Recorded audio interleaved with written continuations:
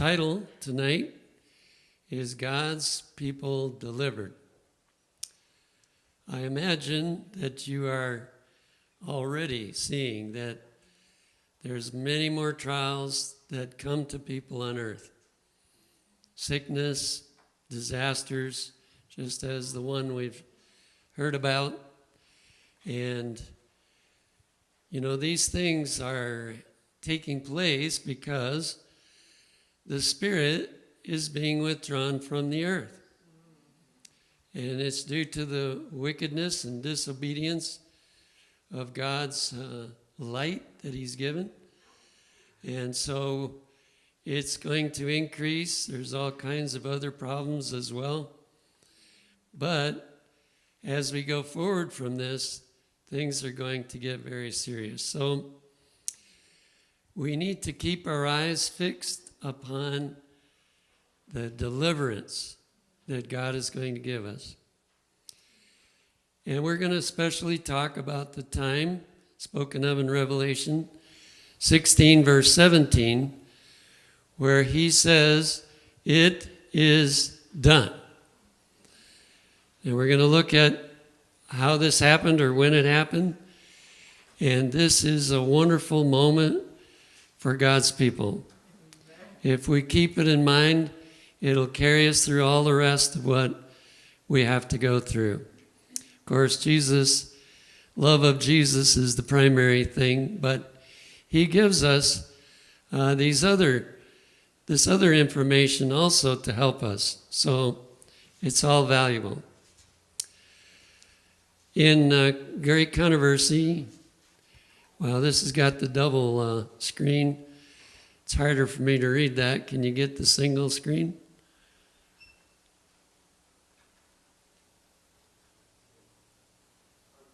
Yeah, thank you.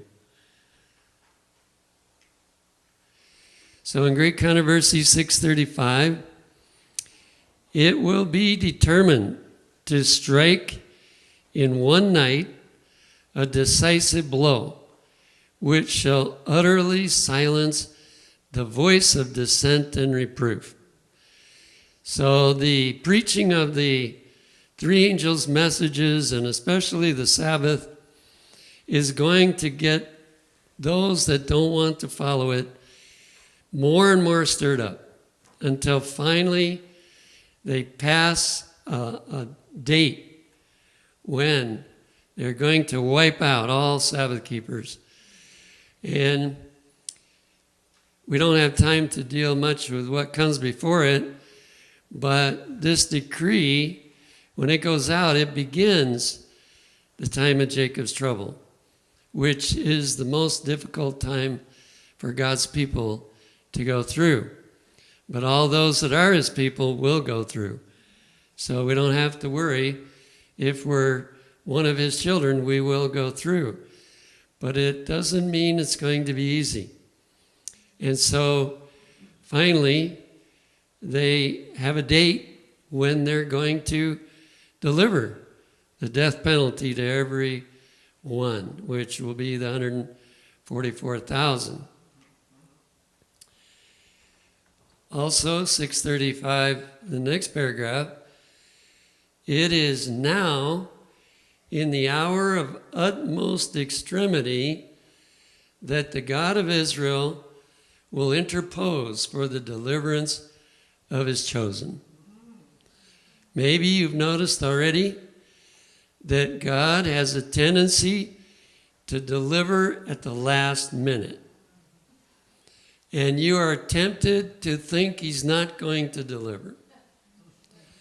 But we have to believe the promise. And he's given many promises.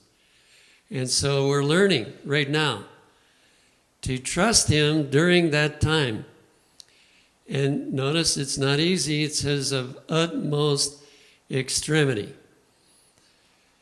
There's a statement made about Jesus, and of course, I believe this final period of Earth's history that we're talking about is so that God's people taste as much as they're able of what Jesus tasted.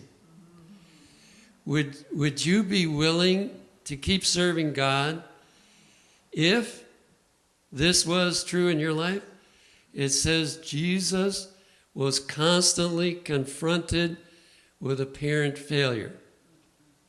How long would you work for God if everything you did turned into apparent failure? And you might wonder, is it ever going to do any good at all? My life, is it going to accomplish anything? I think that would be hard for us right now.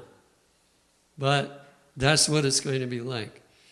And it looks like the enemy is going to be able to accomplish what they want to do. But the good news is at the last minute, Jesus delivers. Revelation 16, 17, and 18 speaks of this. And the seventh angel poured out his vial into the air. So this takes place under the seventh plague, the last plague. And there came a great voice out of the temple of heaven from the throne saying, "It is done." In other words, you're finished. You have had your opportunity. You have thought that you were going to win against my people, but you are finished. And it's totally the end, or the beginning of the end, for them. And there were voices and thunders. So there's a lot going on here. Voices and thunders and lightnings. So it sounds like a tremendous storm is going to be taking place, just like God used in Egypt.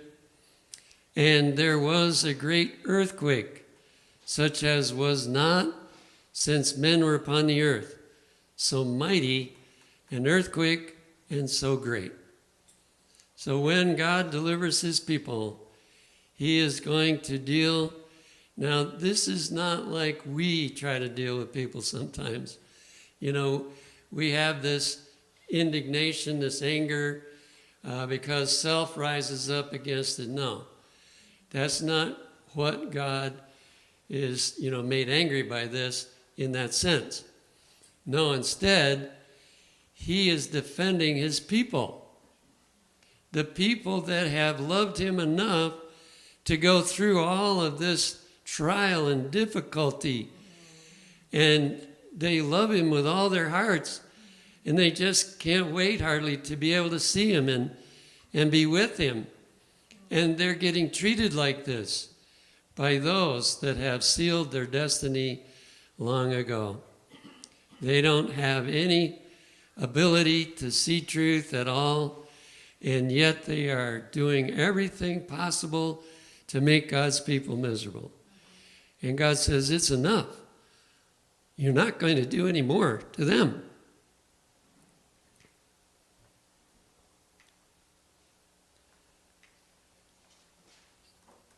Goes on in verses 19 to 21, and the great city was divided into 3 parts. So the whole world has formed into one unit, and now they break up into 3 parts. I tried to find the use of that phrase. I don't find it anywhere. But there are 3 parts that go together. It's Protestantism, the papacy, and spiritualism. So maybe it means that. And the cities of the nations fell. Just think, just the little bit that happened with this hurricane. Just think of every single city on earth being destroyed within a short period of time. Just wiping every single city out. And great Babylon came in remembrance before God to give unto her the cup of the wine of the fierceness of his wrath. Now there's another reason why we need to study these things, because we have a problem with being motivated to tell people the message that God has given us. all kinds of things are more important than doing that. But how would we like it if this was our future and, nobody came and told us? Of course, we know the message will go to all the world. But when you look at some of the Bible situations, some people didn't get much warning. It was pretty brief. They didn't have years to, have somebody try to really help them. But they got one or two opportunities, and that was it. So this is a serious matter. Do not want anybody to have to suffer. Well, on top of that, it says, and every island fled away. Islands are simply mountains in the middle of the ocean. That's all they are. And the ocean's pretty deep, if you've ever heard about it, how deep it is. And so every single one's going to get swallowed up in the water. There was an earthquake that happened some time ago in which I was told there were islands that disappeared. I don't think they were inhabited islands because God's mercy is still here. But this is going to be inhabited islands disappearing into the water. And the mountains were not found. So all of the mountains are going to be wiped out and destroyed. And there fell upon men a great hail out of heaven, every stone about the weight of a talent. Now, I've been told that it's from 50 to 60 pounds that a talent weighs. If that's true, can you imagine being hit with a 50-pound stone from heaven? Falls quite some distance. We're going to find out where they came from. Where did those stones come from? And men blasphemed God because of the plague of the hail. Here we see the true character. Instead of repenting, instead of feeling like we have been great sinners, instead they blaspheme God for this storm. Some people even do it now. When something really bad happens that they don't like, they blaspheme God. This is evidence of a very corrupted character. For the plague thereof was exceeding great. Now, it's not just Revelation that tells us about this. It's a little more explicit, of course, but Isaiah saw this in Isaiah 30, verses 29 and 30. Ye shall have a song as in the night. Now, I may have to share the meaning of it as we go. The song is what comes after the words, it is done. There's going to be a song of God's people of this wonderful deliverance. As in the night when a holy assembly is kept. 3 times a year, the Israelites went down to Jerusalem and they had special services, and it was a wonderful time. And they were praising God and thanking God. That's what he says is going to be like that. When a holy solemnity is kept, and gladness of heart, as when one goeth to come into the mountain of the Lord. That's Jerusalem, the mountain of the Lord. To the mighty one of Israel. And the Lord shall cause his glorious voice to be heard. It won't seem that to the lost, but to the righteous it will be a wonderful voice. And shall show the lighting down of his arm with the indignation of his anger and with the flame of a devouring fire, with scattering and tempest and hailstones. So it could have been known about long ago, way back in Isaiah's time. Here's some more details from Great Controversy 635 and 6. With shouts of triumph, jeering, and imprecation, throngs of evil men are about to rush upon their prey, when lo, a dense blackness, deeper than the darkness of the night, falls upon the earth. Then a rainbow, shining with the glory from the throne of God, spans the heavens and seems to encircle each praying company.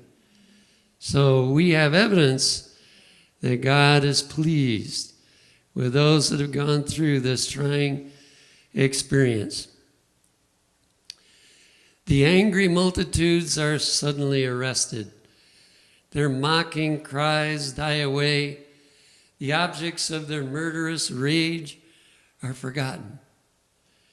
With fearful forebodings, they gaze upon the symbol of God's covenant and long to be shielded from its overpowering brightness. Can you imagine waking up that you've been on the wrong side and all of your energy has been put against God's special people? That's a horrible moment of awakening. By the people of God, a voice, clear and melodious, is heard, saying, "Look up." And lifting their eyes to the heavens, they behold the bow of promise. The black, angry clouds that covered the firmament are parted, and like Stephen, they look up steadfastly into heaven and see the glory of God and the Son of Man seated upon his throne. Will that be a big enough reward for what we will have gone through by that time? I'm sure we're going to think it will be at that point. In his divine form, they discern the marks of his humiliation. And from his lips, they hear the request presented before his Father and the holy angels. Here's the request. I will that they also, whom thou hast given me, be with me where I am. And will that be denied? No, not at all. He will allow every one of them that have gone through that to be with him. Again, a voice, musical and triumphant, is heard, saying, they come, holy, harmless, and undefiled. They have kept the word of my patience. I thought the reason patience is used there is because that's going to be one of our big trials, is to have patience for as long as we have to go through all these things. That's something Americans are not blessed with very much, patience. But we're going to learn it, and we need to learn it now. So it says, they have kept the word of my patience. They shall walk among the angels, and the pale, quivering lips of those who have held fast their faith utter a shout of victory. So there's a little glimpse. What is it going to be like before this happens? It says, the pale, quivering lips of those who have held fast their faith.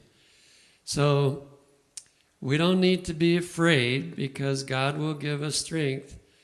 But on the other hand, he wants us to know, because there is some value in knowing and in getting ready in the ways that we can get ready. Page 636, it is at midnight that God manifests his power for the deliverance of his people. And from this account, it will be literal midnight, but it will also be the midnight of this world. Can you imagine Satan being able to get every single person at that moment that's not God's child, to get them to want to kill every single person of God.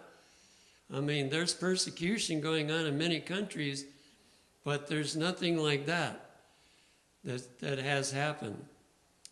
So this is going to be amazing, you might say, midnight. The sun appears. You know, as I read through these things, they're going to believe that Jesus was the creator, because everything is going to be different than what he created. The sun appears. It's midnight, but the sun is shining. Shining in its strength. Signs and wonders follow in quick succession.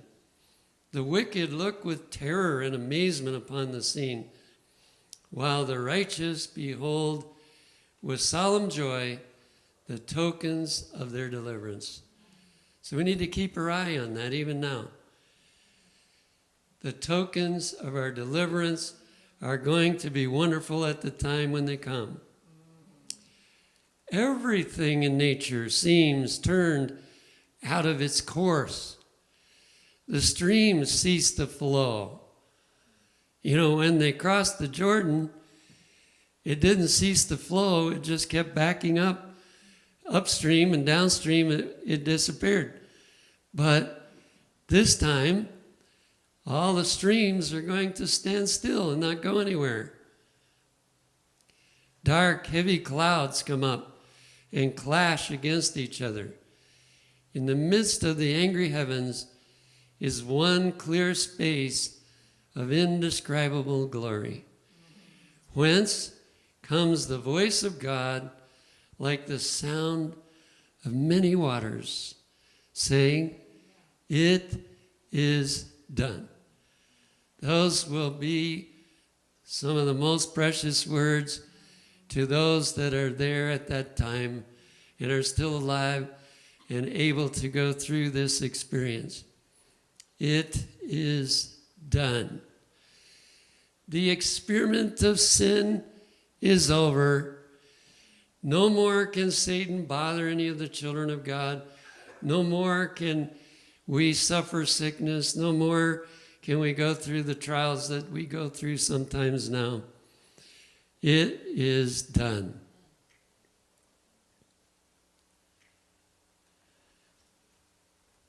Going on, that voice shakes the heavens and the earth. There is a mighty earthquake, such as was not since men were upon the earth. So mighty an earthquake and so great. Now, I was thinking about this, you know. Once God sent a flood for the whole world. But after the flood was over, he promised that he would never send that big a flood again. But he didn't say he wouldn't send a worldwide earthquake. And so this is a destruction that is, it doesn't seem like it's quite as bad because there's still some wicked people that are alive when Jesus comes. But it is going to make every other disaster shrink into insignificance. The firmament appears to open and shut. The glory from the throne of God seems flashing through. The mountains shake like a reed in the wind, and ragged rocks are scattered on every side. Guess what? That's where the hailstones are going to come from. From both the mountains on land and the ones in the water. It says, there is a roar as of a coming tempest. The sea is lashed into fury.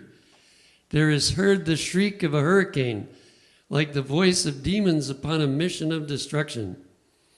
The whole earth heaves and swells like the waves of the sea. The surface is breaking up. Its very foundations seem to be giving way. So this is the reason everything on earth gets destroyed. You know, by the time the 1,000 years begins, there's nothing but a pile of rubble on the earth.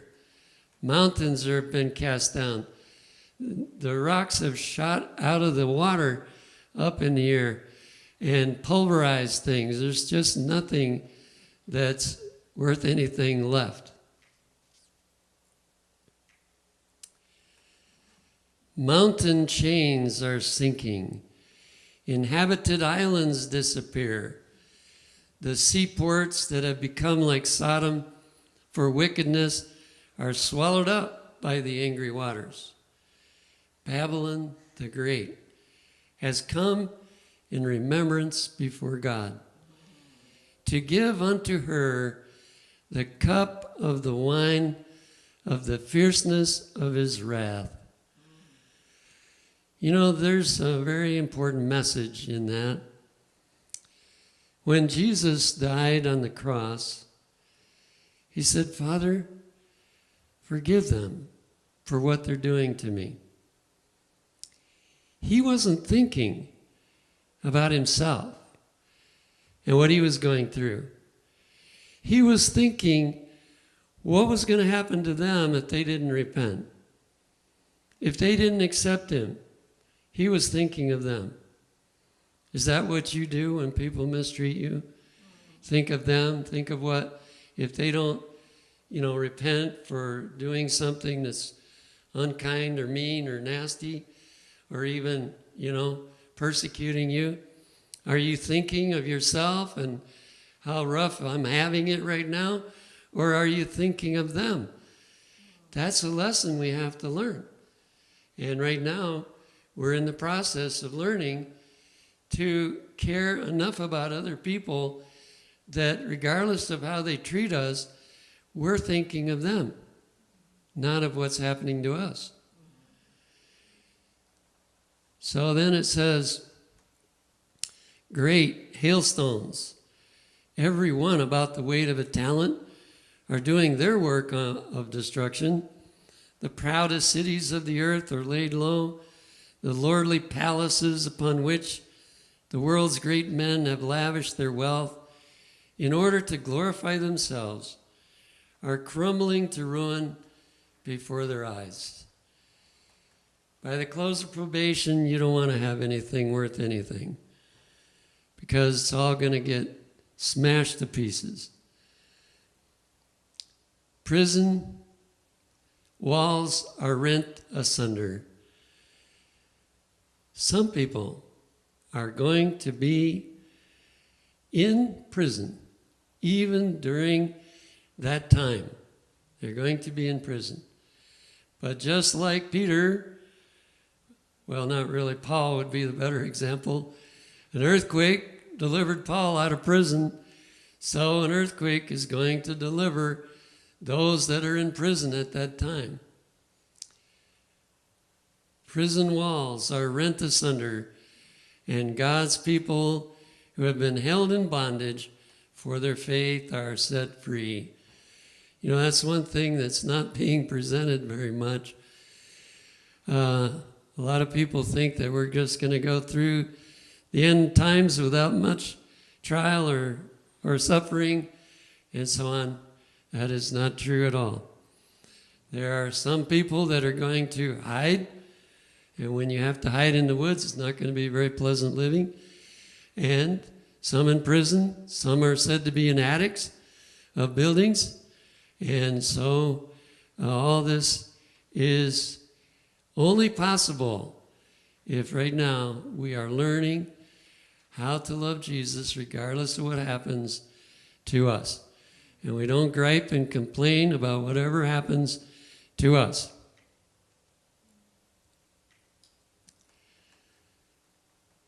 Now there's another wonderful event that's very close to this statement, it is done. And it's forecast in Daniel chapter 12, verse 2. Many of them that sleep in the dust of the earth awake, some to everlasting life, and some to shame and everlasting contempt. Now, this text is very important to understand, every bit of it. So, it doesn't say all that sleep in the dust will awake. It says many will. And then it says there's two groups. There are those who will get everlasting life, and there are those that will get everlasting contempt, or really means destruction, will be their portion. So, God had to help make that plain in some other places. And in Revelation 14, verse 13, I sort of believe that we should include this verse with the third angel's message, but I haven't really heard that used that way. But it is a part of the third angel's message. And I heard a voice from heaven saying unto me, Write, blessed are the dead which die in the Lord from henceforth. What is he talking about? He's talking about when the third angel's message first started to be preached. That was 1844, or close after 1844. That's when we started to give the third angel's message. Yea, saith the Spirit, that they may rest from their labors. So they preached the third angel's message, but they died. And their works do follow them. This should be a precious message to each one of us that are older anyway, the older ones. The younger ones may live through what we're talking about. But many of us older ones will not. So I wish it would. I wish I could, but I don't know. I have more doubts as time goes on. So, what a wonderful promise. We will not miss watching Jesus arrive in the clouds of heaven. We will still get to see it because he considers anyone that was preaching the third angel's message is a very special person to him. And therefore we should be busy doing it, right? So we rest, some of us, and that last phrase is very important too. I just read a point now, I forget where I read it. It was in the Spirit of Prophecy. That when a man dies, the work that he did does not stop. The work he did keeps on going. Now, it should be easy for us to see that about Elder Frazee. But that's true of every one of us. If we die, what we did in our life, if we were a faithful person, what we did in our life keeps on going. And we're going to be shocked what was the result of our life work. We'll say, wow, how did he do so much with what I did? And also Revelation 1:7 helps. Behold, he cometh with clouds, and every eye shall see him, and they also which pierced him. And all kindreds of the earth shall wail because of him. So those that pierced him are going to come up in what we call that special resurrection. Now there's other proof about that in Matthew 26:64. Jesus saith unto him, meaning the high priest, who didn't even believe in the resurrection, Jesus saith unto him, hereafter shall ye see the Son of Man sitting on the right hand of power and coming in the clouds of heaven.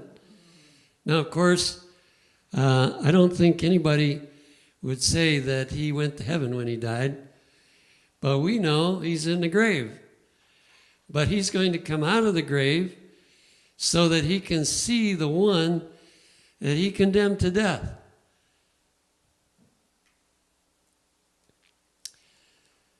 Going on in great controversy, it says, graves are opened, and many of them that sleep in the dust of the earth awake, some to everlasting life.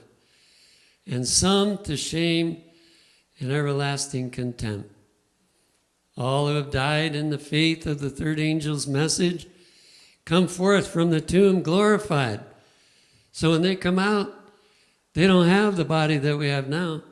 They come out glorified to hear God's covenant of peace with those who have kept his law.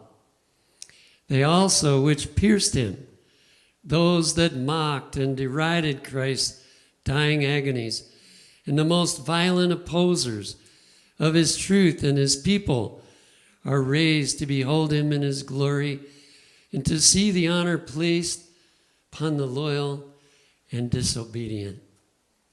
When I read that, I was thinking of a class that I'm giving now, and those popes during the Dark Ages, and the horrible orders that they gave, and they wanted to kill every reformer, and many times they were guilty of killing, probably at least thousands, maybe even millions, by their commands and what they're asking to be done. Boy, are they going to be sad on that day when they come out of the grave to see what happened and how God points out that his people were the ones that were doing the work of the Reformation, and his people were the Sabbath keepers. Even during the Reformation, Sabbath keepers were persecuted by Sunday keepers. And so all the Reformation is not, I wasn't fully informed about things in the last days. But of course, in the end, everyone will be exposed to the Sabbath truth.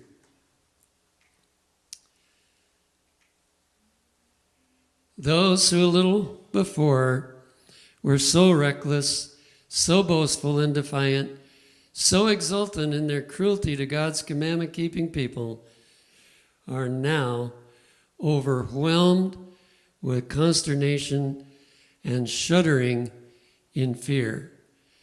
Their wails are heard above the sound of the elements. That's amazing. Their cries of pain and agony are so loud that you can hear it above the storm, above the earthquake, above the lightning and everything else that's going on during that time. Isaiah 13:6 speaks of it. Howl ye, for the day of the Lord is at hand. It shall come as a destruction from the Almighty.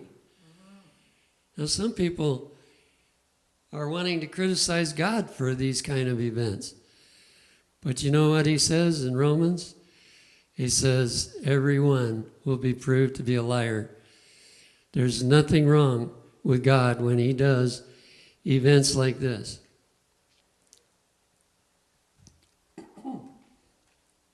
Also in Isaiah 2, verses 10 to 12, enter into the rock and hide thee in the dust for fear of the Lord and for the glory of his majesty. The lofty looks of man shall be humbled, and the haughtiness of men shall be bowed down. And the Lord alone shall be exalted in that day. For the day of the Lord of hosts shall be upon everyone that is proud and lofty, and upon everyone that is lifted up, and he shall be brought low. It's better to be brought low now by confessing our sins, by accepting whatever happens to us, rather than having to be brought low then in that time.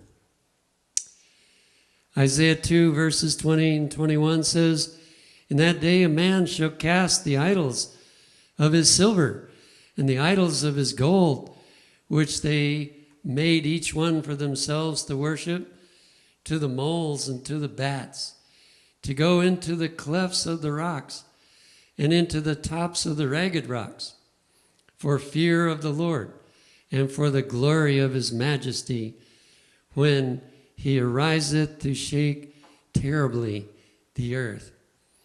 Now there's one interesting point there. When God's people are able to come out of the rocks to meet Jesus, or to see him at least at this point that we're talking about, when they come out, some of the wicked go in. I read this. I can't find it again, but I read it. And the wicked find the Spirit of Prophecy books that we've been reading in those caves, and they read about what's happening outside. Interesting. So, this was predicted way back in Isaiah's time. Now, there's many more wonderful events. Maybe I can go on from there some other time. But it just blessed me so much, I wanted to share that with you tonight. Why do we need to focus on this event? You know, Pastor Howe would even bring it up. Isn't that something that's in the future we don't need to worry about? Well, I think to help motivate us to warn everyone we can. Now, the biggest motive is because of how much we love Jesus. But if we have it from both directions of how much we love Jesus, we want other people to love him, and we're also motivated by the horrible situation they're going to have to go through if they don't accept Jesus and they don't accept the final message, it will produce double zeal to do something. How can we stand for our relatives to have to go through that? How can we stand for our neighbors to have to go through that? That's a horrible thing for them. Second one is to be able to go through what is ahead of us. We need to prepare now. Yes, the trials are small now by comparison. But how do we do when we go through the trials? Do we complain about God? Why did you let this happen to me? Did we grumble and complain that we have to endure sickness, or we have to endure mistreatment by somebody? It's nothing like what we're going to experience. But in all the small experiences that we go through, we can be learning. Do I start thinking about myself? Or do I think about somebody else? Do I think about the future and what God has planned for me? So that you're not bogged down with what's going on now. But instead, you're ready to go forward. You're ready to move ahead. Lord, just help me. Help me to be faithful so that I don't complain about anything. You know, it could be that in the future here at Wildwood we'll get less money. Now, leaders are struggling to try and improve the status, but suppose it gets less. How many people are going to start complaining or saying, I'm out of here? You know, this is where the rubber meets the road, as they say. We need to go through experiences of a small nature so that we learn the lessons, and as they get bigger, we can also learn it then. You don't build muscle by sudden development. You get muscle by continuous exercise of the muscle. And that's the way it's going to be also with our attitude toward God. So, there's good reasons why we need to. Therefore, now is the time to learn not to complain. Just to pray, Lord, I'm working for you. I trust you. I'm not working for Wildwood. I'm working for you. Or wherever you're working or whatever you're doing, I'm working for you. And so I'm trusting you in this situation. And if you keep doing that, you'll be able to handle everything that we talked about tonight.